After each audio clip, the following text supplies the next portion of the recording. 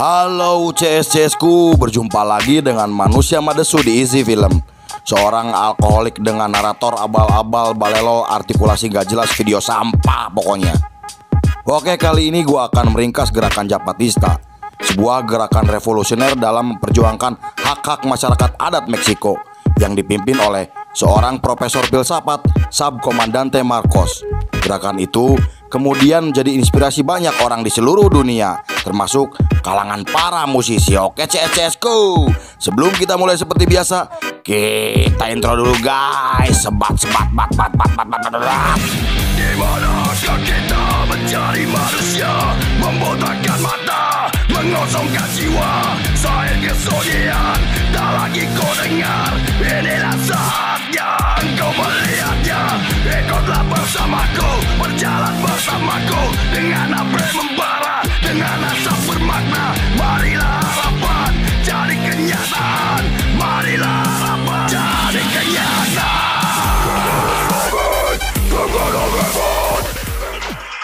En ella vivimos, moriremos en ella, pero la luz será mañana para los magos, para todos aquellos que hoy lloran la noche.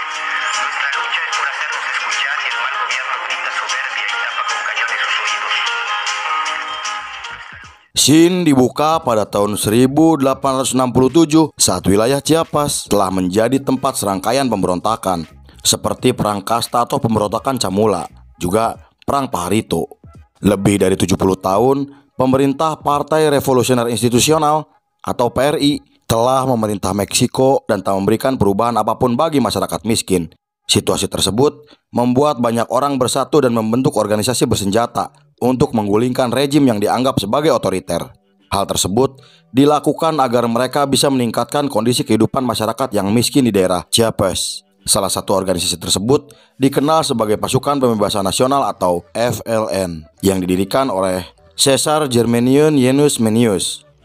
Pada 6 Agustus 1969, mereka telah mendirikan wilayah operasi mereka di negara bagian seperti Veracruz, Tabasco, Nuevo León, dan Chiapas. Lalu pada bulan Februari 1974, sebuah konfrontasi terjadi antara unit Angkatan Darat Meksiko dan anggota FLN di daerah negara bagian Meksiko. Kejadian tersebut memakan korban jiwa dari kedua belah pihak. Lalu, anggota FLN yang tertangkap oleh militer Meksiko disiksa hingga sekarat. Kemudian beberapa militan dari gerakan tersebut memutuskan untuk mendirikan organisasi baru bernama Tentara Pembebasan Zapatista atau EZLN.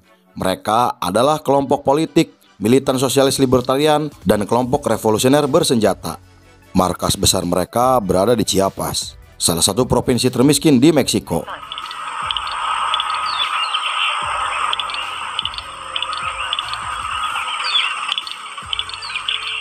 Nama Zapatista diambil dari seorang revolusi Meksiko bernama Emiliano Zapata. Kelompok Zapatista memilih selalu menggunakan topeng untuk menyamarkan identitas asli dari pemerintahan. Selain itu, untuk kesetaraan dan tak ada kepemimpinan. Ideologi gerakan mereka memadukan tradisi Maya dengan elemen sosialisme, libertarian, anarkisme, dan marxisme. Slogan Zapatista sama seperti konsep gotong royong, dan posisi Subcomandante Marcos menambahkan elemen Marxis ke dalam gerakan tersebut. Sebagian besar anggota kelompok tersebut adalah masyarakat adat dari seluruh anggota komandante yang berasal dari suku Maya dan suku Indian Amerika.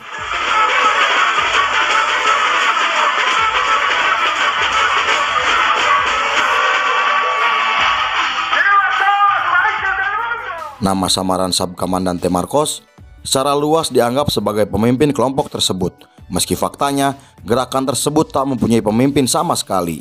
Dan nama asli dari Subcomandante Marcos adalah Rafael Sebastian Guillén Vicente.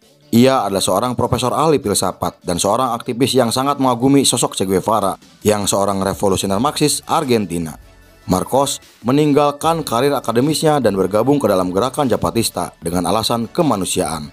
Ia juga mempunyai saudara perempuan bernama Mercedes Guillén Vicente, seorang jaksa agung negara bagian dan menjadi anggota berpengaruh di Partai PRI. Lalu Zapatista menganggap sistem politik kontemporer Meksiko secara intens adalah cacat karena apa yang mereka anggap sebagai sifat perwakilan murni hanya menguntungkan mereka sendiri tanpa memikirkan rakyat yang hidup menderita dan miskin. Selama bertahun-tahun, kelompok tersebut perlahan tumbuh menjadi besar. Mereka juga membangun hubungan sosial di antara basis pribumi dan manfaat infrastruktur organisasi yang dibuat oleh organisasi petani dan gereja Katolik.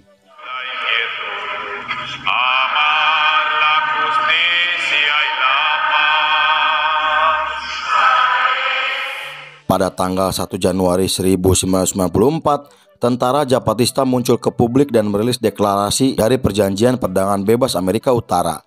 2 tahun sebelum penandatanganan NFTA, perbedaan pendapat antara petani pribumi telah meningkat karena amandemen pasal 27 konstitusi.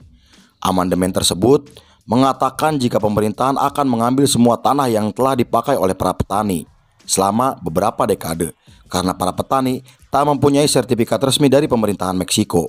Marcos pun kemudian menjadi juru bicara Zapatista karena di antara anggota lain hanya ia yang bisa berbahasa Inggris.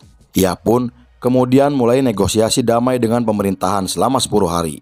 Di sana, ia meminta pemerintahan merubah amandemen reformasi tanah yang sudah dimanfaatkan oleh konstitusi Meksiko dan presiden sebelumnya. Ia juga mengadakan 9 konferensi pers untuk melaporkan kemajuan kesepakatan yang telah ia buat. Karena itu, nama Subcomandante Marcos mulai terkenal hingga mendapatkan perhatian secara internasional. Marcos juga mulai menjalani sesi wawancara dengan Ed Bradley untuk ditampilkan di Vanity Fair. Today, impoverished Mexicans are turning to a new hero, Subcomandante Marcos. You can see the house of these people, one room for 8 safe room, and they live in this condition. That's the problem. Marcos juga kemudian mengadakan konvensi demokratik nasional yang mengumpulkan 6.000 anggota masyarakat sipil dalam membahas dan mengatur perjuangan damai yang bertujuan untuk membuat Meksiko lebih bebas, lebih adil, dan lebih demokratis.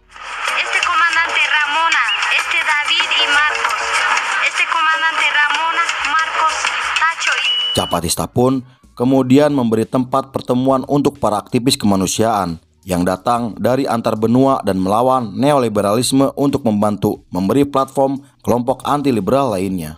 Mereka juga menyerukan demokratisasi yang lebih besar dari yang dibuat oleh pemerintahan Meksiko yang telah dikendalikan Partai Revolusioner Institusional atau PRI selama 70 tahun. Kemudian kehadiran internet secara internasional telah mendapatkan simpatik dari banyak gerakan kelompok sayap kiri internasional.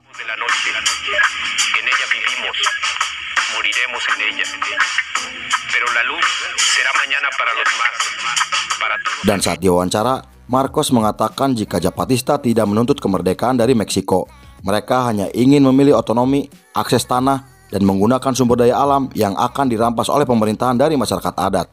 Menurut pemerintah Meksiko, perkataan tersebut sama dengan deklarasi perang terhadap pemerintahan Meksiko. Lalu pada 11 Februari 1995, media memberitakan jika pemerintahan Meksiko telah menangkap 14 orang yang diduga terlibat dengan Zapatista dan menyita gudang senjata milik mereka. Surat penangkapan untuk Marcos dan tokoh penting gerakan Zapatista pun dikeluarkan oleh Presiden Zedillo. Kemudian Uskup Katolik Samuel Ruiz juga ditangkap karena diduga membantu menyembunyikan kelompok Zapatista. Hal tersebut mengakibatkan dampak buruk antara hubungan tahta suci dengan pemerintahan Meksiko. Setelah itu, di bawah tekanan politik yang cukup besar dan situasi yang semakin memburuk, Esteban Moctezuma selaku sekretaris dalam negeri Meksiko berkampanye untuk mencapai solusi dan dinegosiasikan secara damai untuk krisis Zapatista 95. Moctezuma juga menekan Presiden Zedillo untuk menghentikan serangan militer demi pendekatan diplomatik. Presiden Zedillo kemudian memerintahkan tentara Meksiko mengurangi operasi di daerah Chiapas.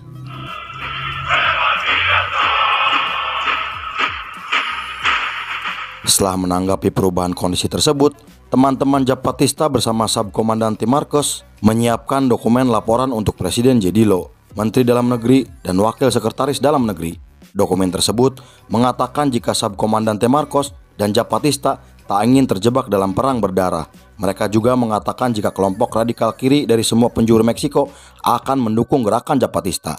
Selain itu, ia juga menekan bahwa Marcos memberikan jalur negosiasi terbuka untuk pemerintahan.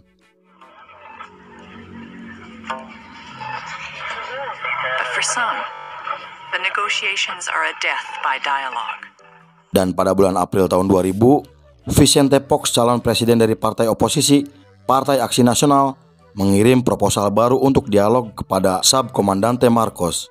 Namun, Fox tak mendapatkan tanggapan apapun dari kelompok tersebut. Lalu pada bulan Mei di tahun yang sama, sekelompok warga sipil menyerang 2 penduduk asli dari kota Madya Otonom Polho. Lalu anggota polisi federal kemudian dikirim untuk menjamin keamanan daerah tersebut. Setelah kejadian itu, koordinator Zapatista dan beberapa organisasi non-pemerintah menggambarkan kejadian tersebut sebagai bentuk provokasi yang jelas terhadap mereka. Pada tahun 2001, Vicente Fox resmi terpilih sebagai Presiden Meksiko. Ia menjadi presiden pertama yang bukan berasal dari Partai PRI yang berkuasa selama lebih dari 70 tahun. Sebagai langkah pertama menjadi seorang presiden, Vicente Fox mendesak Zapatista untuk berdialog dengan pemerintahan federal.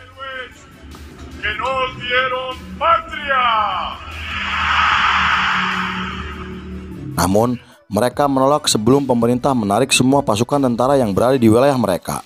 Fox kemudian membuat keputusan untuk menarik semua tentara dari zona konflik, sehingga semua militer yang ada di Chiapas meninggalkan daerah tersebut.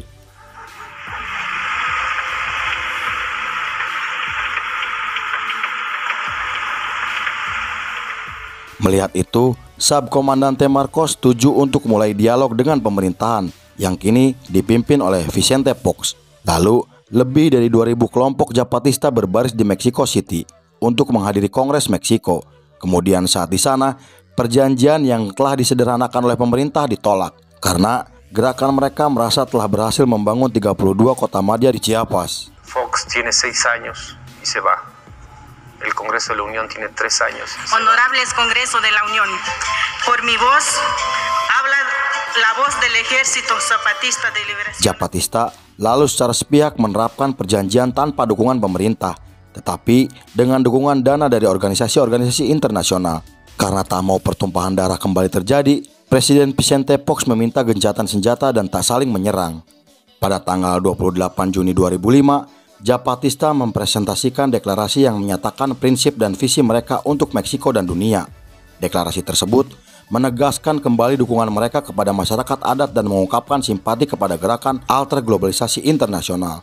Mereka juga mendukung pemerintahan kiri seperti Kuba, Bolivia, Ekuador, dan tempat lain karena Zapatista merasa memiliki tujuan yang sama.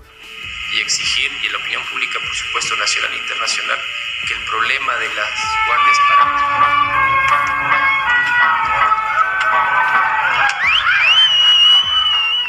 Zapatista pun kemudian mengundang 600 organisasi kiri nasional seperti kelompok adat dan organisasi non-pemerintahan.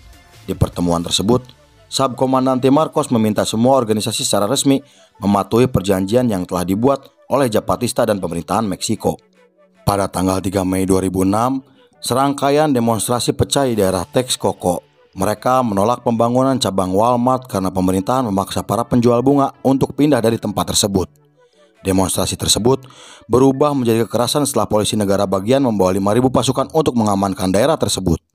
Kericuhan tersebut menyebabkan 216 penangkapan para demonstran dan 1 orang anak laki-laki berusia 14 tahun bernama Javier Cortez yang ditembak oleh seorang polisi.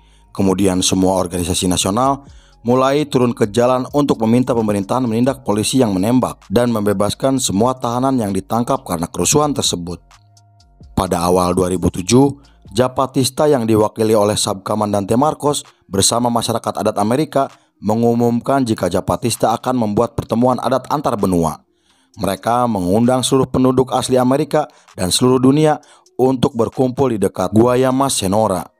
Di sana, Komandante David mengatakan jika tujuan dari pertemuan ini untuk bertemu satu sama lain dan untuk mengetahui rasa sakit dan penderitaan satu sama lain. Lalu pada pertengahan Januari 2009, Marcos berpidato atas nama Zapatista untuk mendukung perlawanan rakyat Palestina kepada Israel. Marcos juga menggambarkan tindakan pemerintah Israel sebagai perang penaklukan militer klasik. Ia mengatakan jika rakyat Palestina akan terus melawan, bertahan, berjuang, dan akan terus memiliki simpati dari bawah untuk tujuan mereka. Pada tanggal 21 Desember 2012, puluhan ribu pendukung Zapatista berbaris diam-diam melalui 5 kota di negara bagian. Mobilisasi tersebut melibatkan sekitar 40.000 anggota Zapatista dan menjadi pemberontakan terbesar dalam sejarah kelompok Zapatista. Lalu pada Agustus 2013, Zapatista mengundang 1.500 aktivis dari seluruh dunia untuk menghadiri acara Little School of Liberty sebagai perayaan 10 tahun otonomi Japatista. Kemudian pada tahun 2016, Kongres Pribumi Nasional dan Japatista sepakat untuk memilih seorang kandidat untuk mewakili mereka dalam pemilihan umum Meksiko 2018. Keputusan ini mematahkan tradisi 2 dekade Japatista dalam menolak politik elektoral Meksiko. Setelah itu, Japatista telah menjadikan penentangan terhadap proyek-proyek mega infrastruktur di wilayah tersebut sebagai prioritas utama. Subkomandante Marcos mempunyai peranan penting untuk gerakan Japatista. Ia menjadi inspirasi banyak orang di seluruh dunia, termasuk kalangan musisi. Selain itu, Marcos juga menulis beberapa buku tentang pengalaman pribadinya dengan gerakan tersebut. Salah satu buku yang paling terkenal di dunia yaitu Kata Adalah Senjata. Lalu film pun selesai.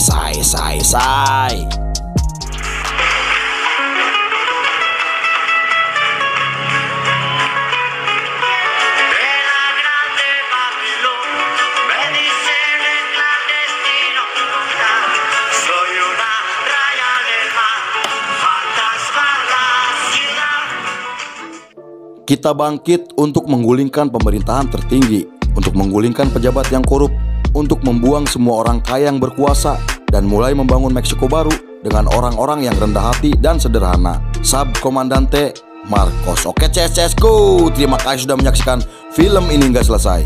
Saya beserta jajaran berandal malam kembali pamit undur diri. Sampai jumpa di film berikutnya. Bye-bye. Mohon maaf jika ada salah-salah kata dan pengeditan dan karena balelol. Nun, yuk.